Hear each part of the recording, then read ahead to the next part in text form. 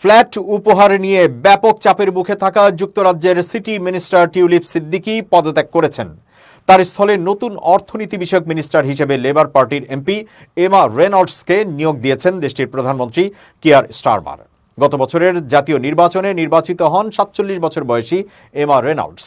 এমা Reynolds বর্তমানে দক্ষিণ ইংল্যান্ডের ওয়াইকম্ব নির্বাচনী এলাকার প্রতিনিধিত্ব করেন। এর আগে তিনি ২০১০ থেকে ২০১৯ সালের মধ্যে মধ্য ইংল্যান্ডের বিভিন্ন আসন থেকে নির্বাচন করে আইন প্রণেতা হিসেবে দায়িত্ব পালন করেছেন।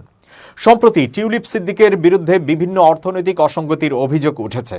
এরপর নিজের বিরুদ্ধে ব্রিটিশ মিনিস্ট্রিয়াল ওয়াচডগকে তদন্তের আহ্বান জানান তিনি। পরবর্তীতে তার বিরুদ্ধে তদন্ত শুরু করেন মিনিস্ট্রিয়াল ওয়াচডগের উপদেষ্টা লরি ম্যাগনাস। লন্ডনে হাসিনা ঘনিষ্ঠের কাছ থেকে উপহার নেওয়া ছাড়াও সাবেক এক বাংলাদেশি এমপির কাছ থেকে ২০১৯ সালের ক্রিকেট বিশ্বকাপের ২টি টিকিট নিয়েছিলেন টিউলিপ। এছাড়া তার বিরুদ্ধে অন্যান্য আরও আর্থিক অসঙ্গতির অভিযোগ উঠেছে। এসবের মধ্যে দেশটির বিরোধী দল কনজারভেটিভ পার্টি টিউলিপকে বরখাস্তের দাবি জানিয়েছিল। তারা বলেছিল টিউলিপের ওপর ব্রিটেনের দুর্নীতি প্রতিরোধের দায়িত্ব দেওয়া হয়েছে, কিন্তু তারই নাম দুর্নীতির সঙ্গে জড়িয়েছে। এতে তিনি মন্ত্রিত্বের দায়িত্ব পালনের নৈতিকতা হারিয়েছেন।